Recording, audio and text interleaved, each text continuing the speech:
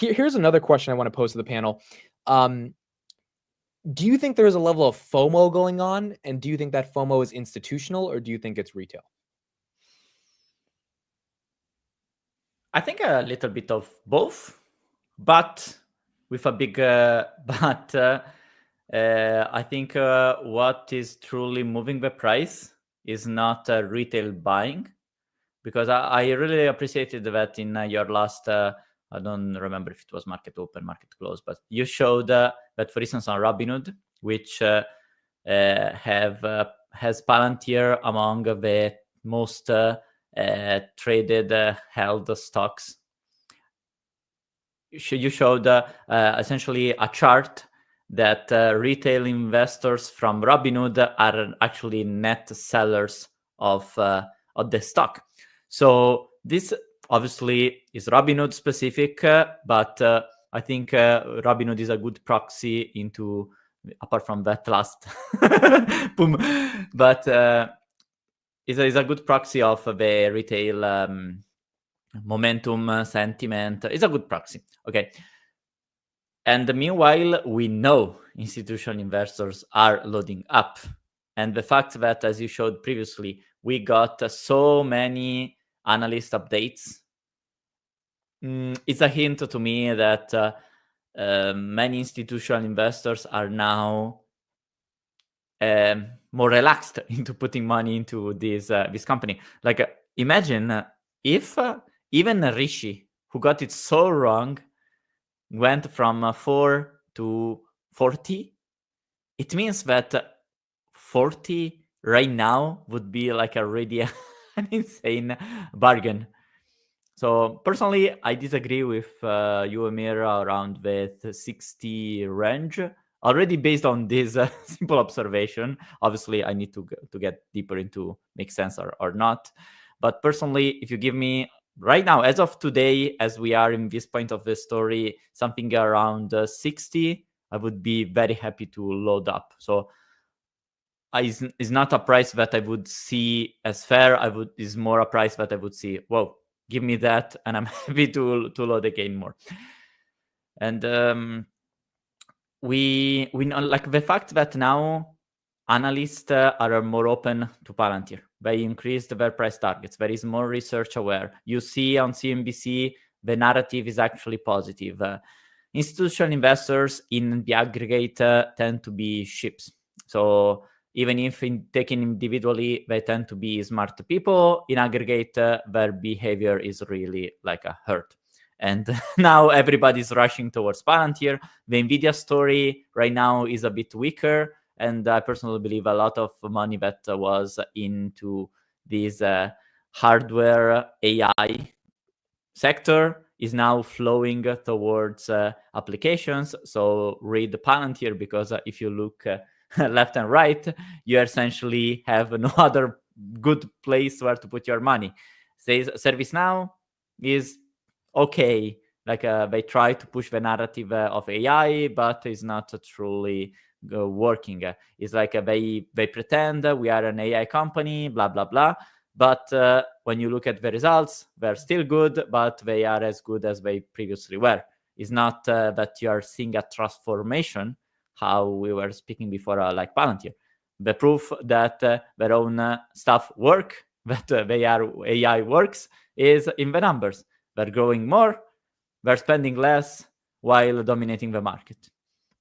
So this triggers a lot of institutional interest, and you have no alternatives in the S&P 500, which intrinsically means if you actually want a pure AI software play, as we were talking already since last year, since Palantir entered the S&P 500, there is no alternative. Well, what happens when you have high demand and no alternative? All the money flows into one thing. And that's exactly what I think is happening. And personally, I'm happy because we were discussing this dynamic months ago, and we got it right. I would agree. 2 super chats right here. Let me read them here. Rob, thank you for the $10 super chat. Amir, you killed it last time when you said we were in chapter 4 of a 40-chapter book, because Palantir is young in terms of growth. I would agree. That was a Great analogy. And then Rob, thank you again. Very, very generous. $200 super chat. Admit, last year I gifted you when I became a millionaire. This year I'm now a multi-millionaire. I started watching your videos a year ago on Palantir and decided to go all in because of it. We'll continue to DCA for the next 5 years. And I think that super chat proves Arnie's point as well about retail, which is that although there are some retail investors that are selling, taking profits, and they deserve to, there's a lot of people like Rob that are holding on. And if they're holding on and they've, reached multi-millionaire status because of it, and they have, they say don't get emotional with your stocks, but there's obviously an emotional attachment to the company and just the growth trajectory and what you think about Carp, and you're not selling, the big boys that want to be part of the story because Bank of America and UBS and DA Davidson say, hey, it's not worth 20 anymore, it's worth 115. They have to start buying. And if there's more buyers than sellers, you tend to get a little bit more buying pressure, even with the dilution. And then boom, you get a stock price that's here at $110. I'm sorry. And there is a lot of retail. So what Brett was hinting, but there are 50% of retail holdings still. Well, if this that's the Colt, baby. The Colt's not selling. So if these retail people actually have the confidence that, wait a second, yes, the stock may look expensive, but there is a very strong tailwind here. The company is executing perfectly. Personally, I've never seen the company so aligned, so motivated, so happy to be there, while potentially, they could go or retire up to now.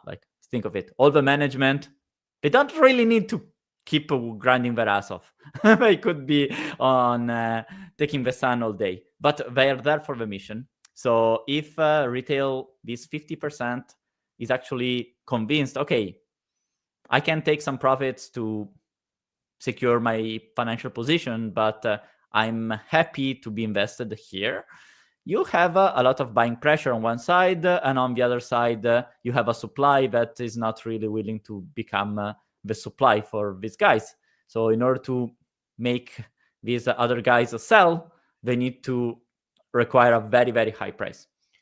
And another good point about this is someone like Rob, I would imagine if Palantir did have a dramatic decline, he probably feels like he doesn't have enough shares, like all of us do now. Now that we've seen the growth, right? Once you've seen the growth, now it's like, okay, if you get a dip opportunity, you want to get back in and increase your position. So a lot of retail that I've spoken to, A, is not selling. B, if there's a dip, a lot of them are like, dude, I don't care. I'm happy to get more shares at this point, right? We kind of know it's extended. And if it comes down, I am totally fine holding on to my position. And that's what happens when you create a real cult investor base that actually gives a shit about you. There's not GameStop, AMC, where it's just like nonsense. It's something real. And because of that, it's going to be really hard for the big boys to get this as cheap as they want to get it. Chad right here says the waiter at lunch yesterday was a shareholder since $20. Wow. I mean, Chad met someone at lunch yesterday who told him, hey, I'm a shareholder at Palantir. He probably saw a Palantir logo on Chad's shirt or something.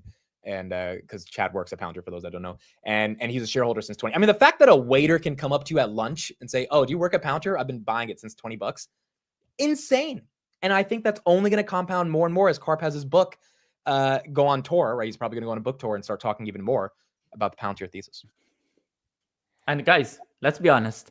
How often have you wore the Palantir merch and someone stopped you around? So far, it hasn't happened to me yet, but the moment it will start happening, it means that we are at a very high level of awareness. If that happens here in Italy, imagine when it will happen multiple times. We know that, okay, now Palantir is a global phenomenon. It's still early. Most of the time when I wear it to the office, people ask why I'm still working here. They're like, you still work here? Because I moved teams. So I used to work in the Gulf of America assets in UDOC, and now I work more global, all this say. And so with that, I sit on more of a financial floor. So it's a little bit different of a crowd than I was used to.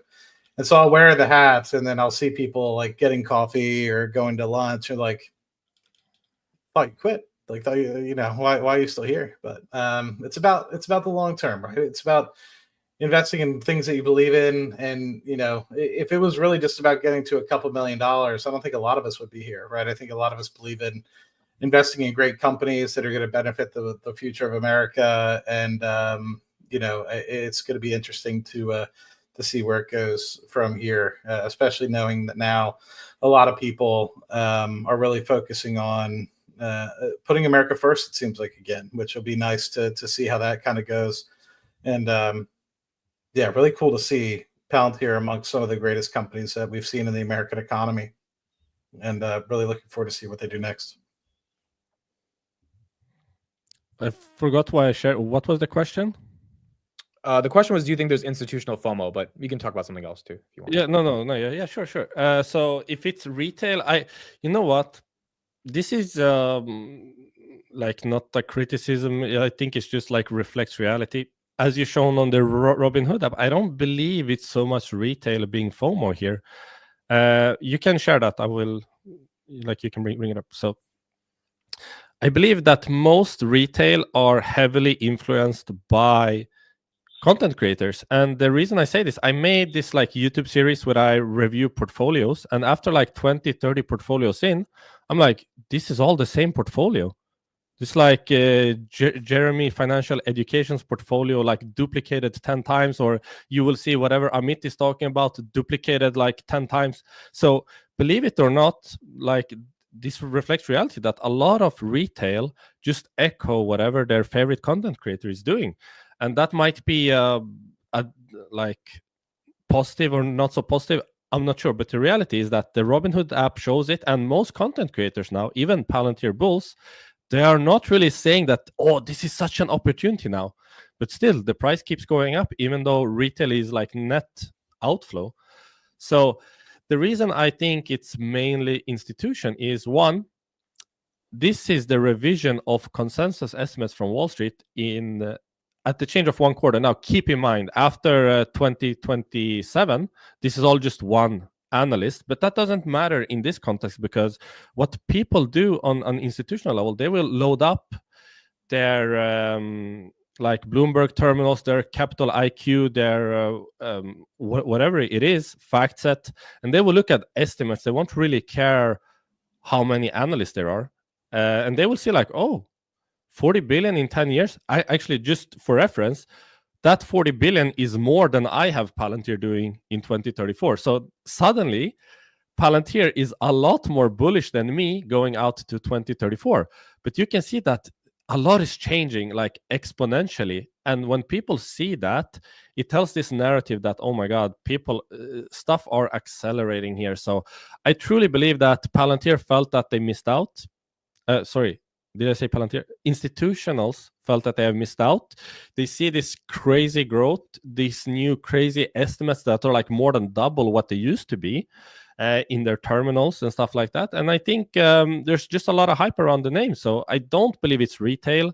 I haven't seen anyone actively try to like make a case for Palantir at $100, like among the content creators. Even among those that are saying Palantir 100x, 1000x, 10,000x daily, even they're not saying like, yeah, this is a generational opportunity at 100 currently, like today.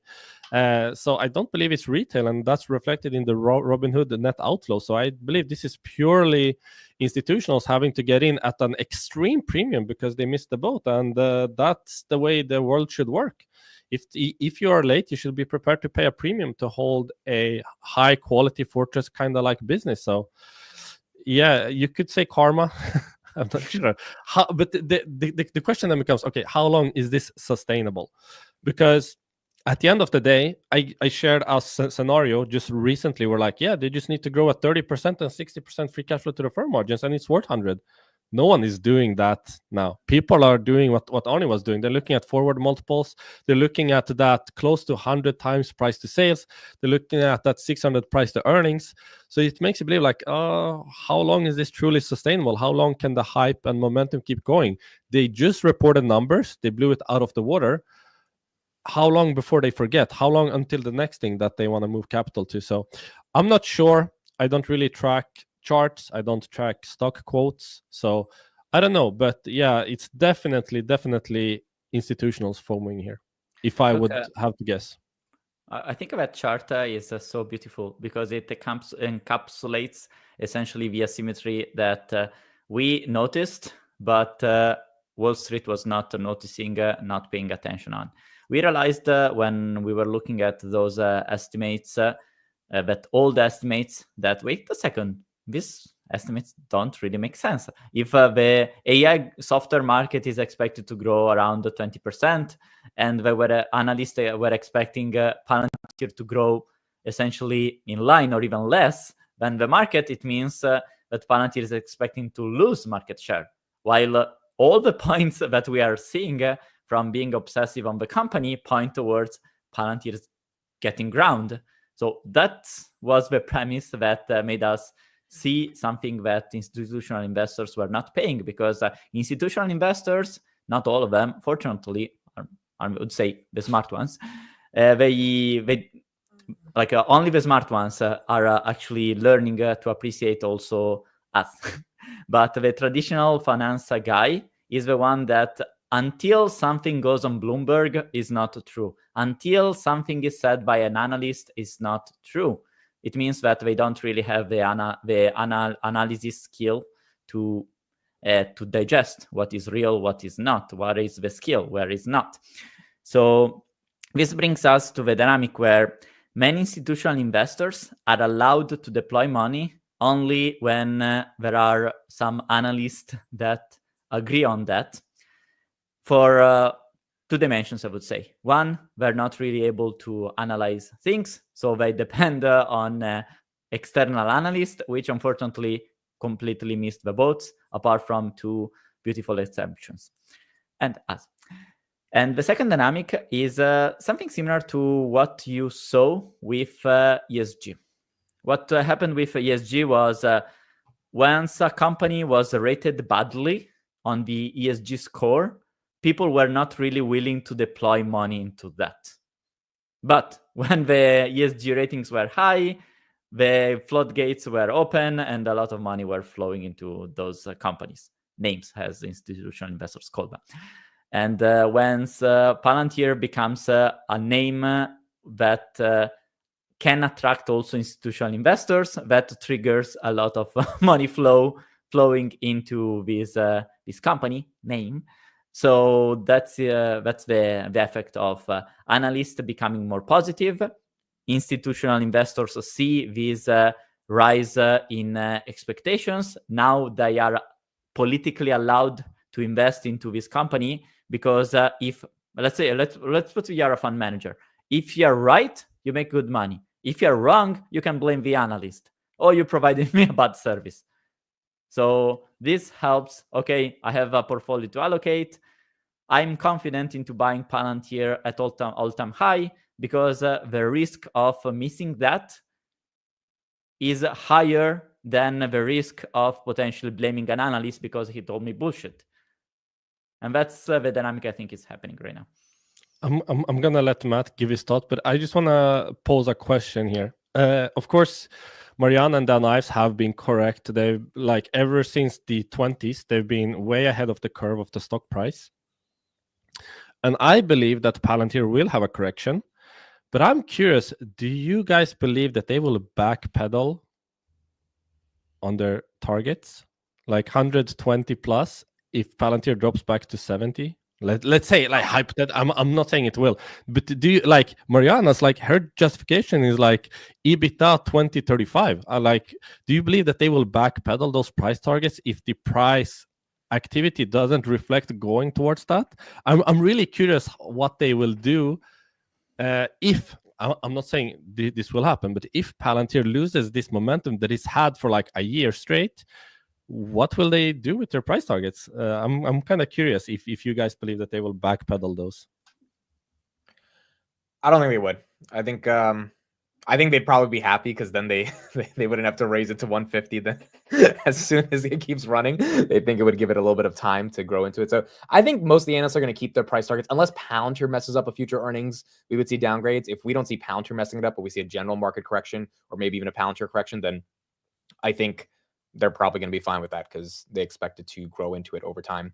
One thing on the institutional argument is that I definitely don't think this is GameStop. I know a lot of people have been saying that they think it's GameStop. GameStop was retail trying to prove something to hedge funds that were net short GameStop. like short by like over 100%, right? Like some ridiculous, they were shorting on margin. It was just crazy what was happening. This is not happening with Palantir. Palantir is less than 5% short.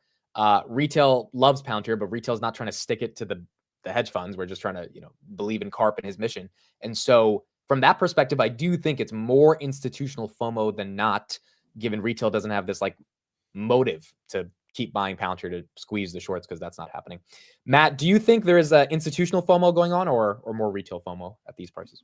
I think so. Yeah, I think it's mostly been retail, and then coupling that with, there are a few folks that are struggling in. Like I noted that person that I've been trying to chat about for many, many moons, over a year, probably close to 2 years.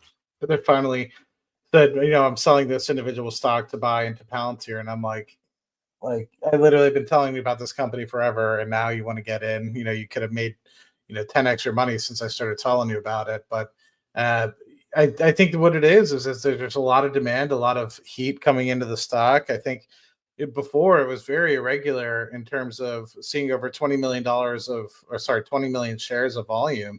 And now we're seeing upwards of 90 or 100 on a pretty regular basis. And so with that, it just goes to show you that there's a lot of shares trading hands on a regular basis. It's almost 4% of the float on a daily basis, where people are trying to convince or entice others that are holding the stock to sell. And I think that there's just not enough supply. And so with that, they have to raise the price and go higher to entice somebody to say, you know what, $110 is finally where I'm going to sell. I've made 10x my money. I'm ready to let it go.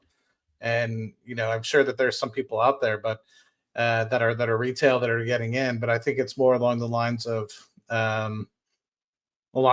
the institutions. I'm very curious to see, once we get to a 70% or so institutional ownership, if the stock settles down a little bit and maybe consolidates. That I don't know. I've never really done any back-end analytics, and I'm sure Arnie and Amir, who are much better about that sort of stuff than I am. I'm just a fucking guy in an office somewhere in Houston. I don't really know anything about anything. These guys are the ones that are smart. So I'm sure within a couple months, they'll be able to tell us, like, very much how Arnie did a really good job kind of explaining, once we enter the S&P 500, what kind of expectations we might be able to anticipate. I'm sure he's got some research that shows once you get to a certain level, institutional ownership, it kind of levels off, right? And I'm curious what ends up getting us there, right? Last I checked, we were at 50-odd%, but most companies that are specifically this high within the S&P 500 I see are probably anywhere between 70 to 80% institutional ownership. So once we get to that point, will it kind of settle down? I don't have the answer, but that's just initially my thoughts.